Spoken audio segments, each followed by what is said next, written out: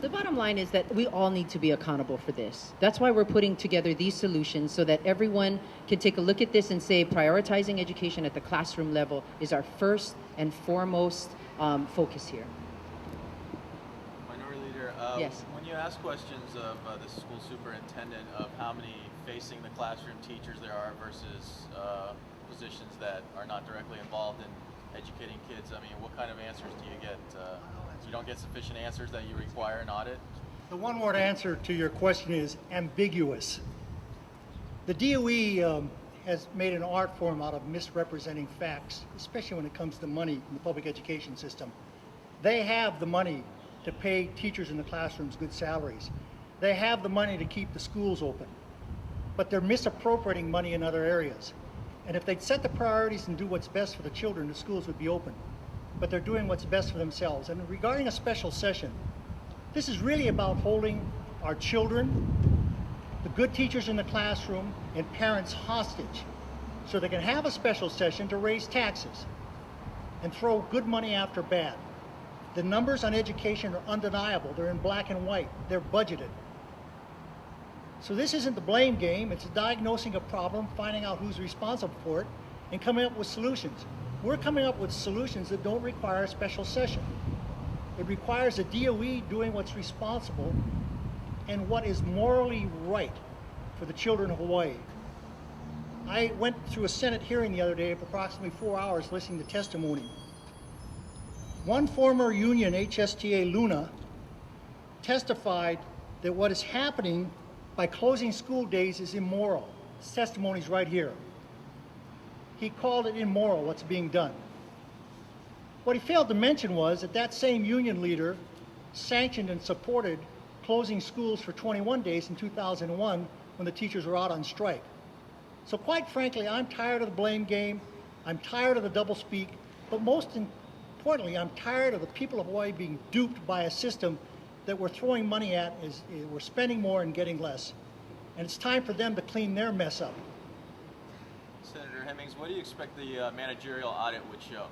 A managerial audit will show what all the other audits have shown. We've had several specific audits on different departments. Federal funds are audited. All the time they tell you that we're not getting enough money for No Child Left Behind. Well, a federal audit showed that they leave anywhere from $50 to $60 million on the table every year. They can't even spend the money they already have from the DOE.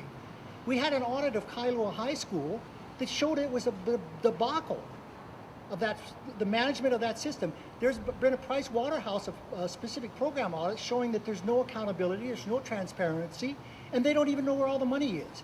And we see it time and time again. Specifically, I understand, and I don't know for sure because I can't believe anything the DOE is, I understand there's 13,000 approximately HSTA members, teachers, certified teachers. But there's only about 9,200 to 500 in the classroom. The rest got fancy titles. Curriculum specialist here, potty training, research, all these titles they get. And they're not in the classroom. The Catholic school has 39 schools, I believe, and they have no Department of Education. Charter schools are being put out of business because they're not controlled by the DOE Unholy Alliance with the HSTA, and they're doing a great job. They don't rely on the Department of Education, they run themselves. The point is there are solutions. And the present system in throwing money is not the solution, it's the problem. To answer your question in regards to when we were in the informational briefings for the furlough situation, specifically I had asked for what programs were kept so that I could make a comparison as to whether or not the priorities were being met and they were prioritizing kids first. I was not given those answers.